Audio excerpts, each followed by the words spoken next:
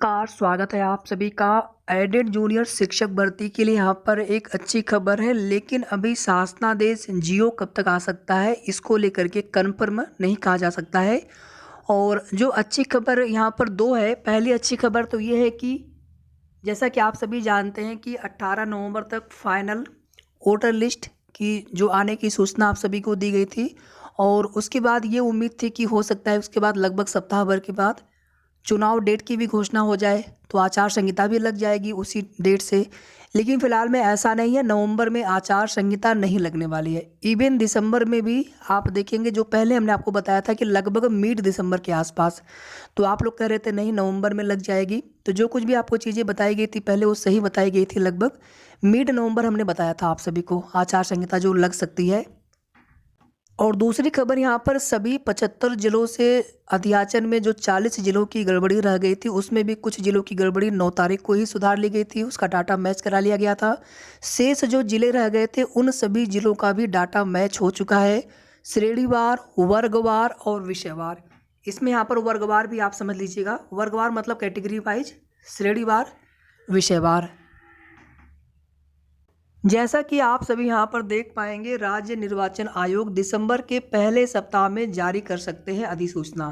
प्रदेश में इस बार नगरीय निकाय चुनाव 2 चरणों में कराए जा सकते हैं। गुजरात चुनाव को ध्यान में रखते हुए राज्य निर्वाचन आयोग दिसंबर के पहले सप्ताह में अधिसूचना जारी कर सकते हैं। दोनों चरणों के निकाय चुनाव दिसंबर में खत्म कर जनवरी में के प्रथम सप्ताह में परिणाम घोषित करने की तैयारी है।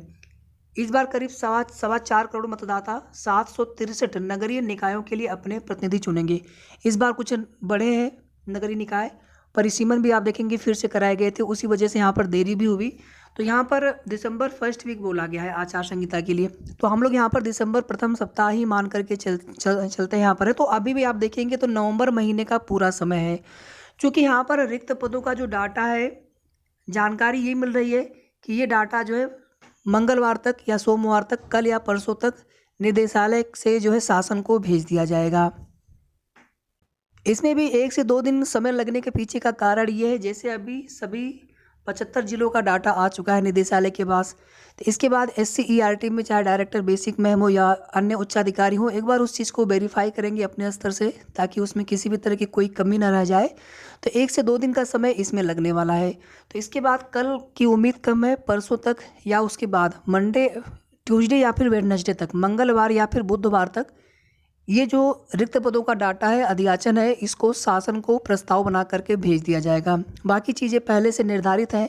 कमेटी भी आप देखेंगे, बीच में खबर मिली थी, कमेटी के लिए भी शासन से अनुमति लिया गया था कि किस प्रकार से चयन सूची बननी है, तो वो सब चीज़ें निर्धारित हो चुकी है। केवल यहाँ पर अधियाचन वाली जो गड़बड़ी थी, विसंगति थी, उसी की वजह से यहाँ पर देरी हो रही थी। फिलहाल में ये कार्यवाही फाइनली कंप्लीट हो चुका है, और अच्छी खबर है हम सभी के लिए कि कम से कम यहाँ पर जो रिक्त पदों का जो अधियाचन, जो भी डाटा में गड़बड़ी आ रही थी, बहुत लंबे समय से इसको लेकर के प्रक्रिया चल रही थी।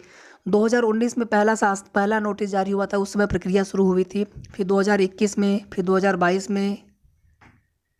तो कम से कम यहाँ पर एक बहुत बड़ा कार्य संपन्न हो चुका है। बाकी चीज़ें पहले से निर्धारित की जा चुकी है। तो अब केवल और केवल शासनादेश के लिए प्रस्ताव भेजे जाएंगे, और उसके पश्चात शासन से जब तक उस पर अनुमति मिल जाए, और अभी जो है लगभग 2 से 3 दिन या फिर कम से कम 1 से 2 दिन का समय लगना ही लगना है जो प्रस्ताव है शासन को भेजे जाने में, और शासन से अनुमति मिलने में लगभग हम लोग सप्ताह भर का समय मान के चल सकते हैं।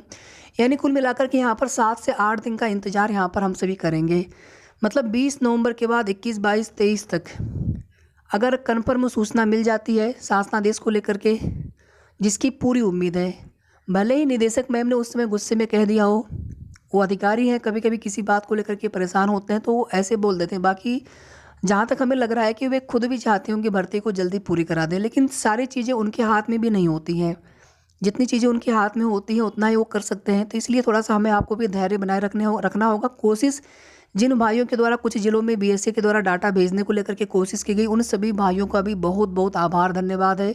कल कुछ भाई निदेशालय प्रयागराज में भी, वहाँ से भी जानकारी लेने का प्रयास उनके द्वारा किया गया कि प्रक्रिया जो रिक्त पदों का डाटा मैच करवाया जा रहा है कहाँ तक पहुँचा है, तो उसकी भी जानकारी उनके द्वारा भी बताई गई कि कन्फर्म है कि सभी जिलों का जो रिक्त पदों का जो अधियाचन है वो मिल चुका है, डाटा पूरी तरह से क्लियर है, कोई दिक्कत नहीं है। और अब केवल और केवल जो प्रस्ताव है शासन को भेजा जाना है, जिसमें 1 से 2 दिन का समय और लगेगा।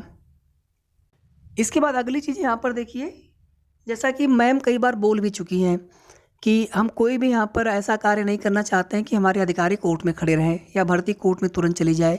इसीलिए आप देखेंगे कोई भी चीज़ें अधिकारियों की तरफ से बताई तक नहीं जा रही हैं, कोई भी क्लियर चीज़ें।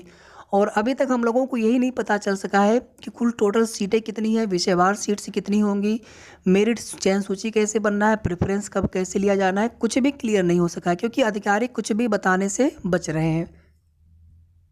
इस बार चयन सूची भी अलग तरीके से देखने को मिल सकती है। साथ ही साथ चयन सूची में विषयवार ही लिस्ट तैयार होना है। ये चीज़ें हम आपको बहुत पहले से बता रहे हैं, क्योंकि जिस प्रकार से भर्ती है, अगर इसमें कॉमन मेरिट बनना है वो अधिकारियों के हाथ में हो, चाहे जैसे उनको उचित लगे, लेकिन भर्ती में आगे कोई विवाद ना हो।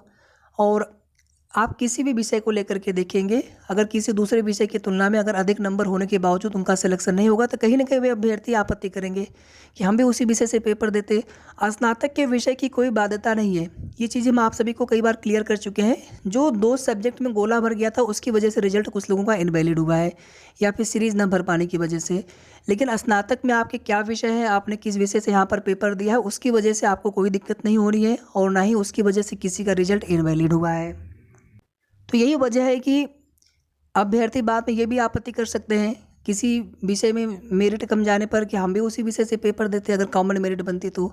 यानी जहाँ पर ज़्यादा नंबर गेन किए जा सकते थे किसी विषय में कम नंबर आ पाते हैं, किसी विषय में ज़्यादा नंबर आ जाते हैं। तो कोई भी ऐसा विवाद ना हो आगे। और आप देखेंगे अभी जो ये विषयवार ही डाटा मैच कराया जा रहा था, जो ज़्यादा समस्या आ रही थी विषयवार डाटा को लेकर के, श्रेणीवार और वर्गवार में जो भी दिक्कतें थी वो तो कैसे करना है ऑलरेडी जो है कमेटी ने निर्धारित कर ली है, लेकिन विषयवार डाटा मैच नहीं हो पा रहा था। विषयवार डाटा को ही यहाँ पर बार बार मैच करवाया जा रहा था, जो कि फाइनली कंप्लीट हो चुका है। इसलिए मेरिट जो बनेगी उसमें अलग अलग लिस्ट आएगी विषय के हिसाब से। सहायक अध्यापक में, प्रधानाध्यापक में ऐसा होने की उम्मीद नहीं है, जैसा कि हम लोग पहले से जानते हैं, क्योंकि वहाँ पर विषय शिक्षकों की आवश्यकता नहीं है प्रधानाध्यापक में। और दूसरी जो सबसे इम्पॉर्टेंट चीज़ यहाँ पर है कि मेरिट जो है जियो के साथ ही आने वाला है। मेरिट चयन सूची जियो के साथ में ही आने वाला है, प्रेफरेंस पहले शायद नहीं लिया जाएगा। और यहाँ पर अधिकारी सब कुछ जानते हैं, उनको सारी चीज़ें अवगत कराई गई हैं कि सर सीटें खाली रह जाएंगी।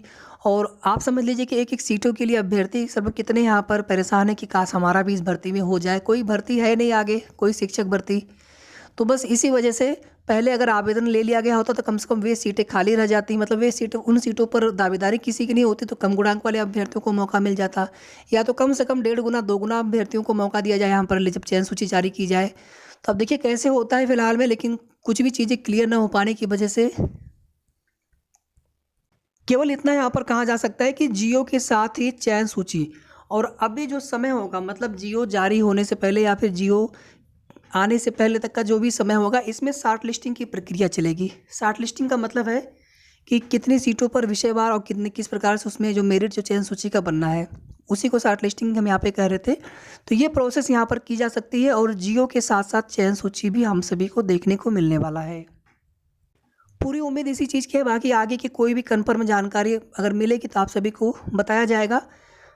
वीडियो को आप सभी प्लीज़ लाइक करके शेयर कर दीजिएगा। साथ ही साथ अगर आपने अभी तक चैनल को सब्सक्राइब ना किया हो तो ज़रूर सब्सक्राइब कर लें। धन्यवाद।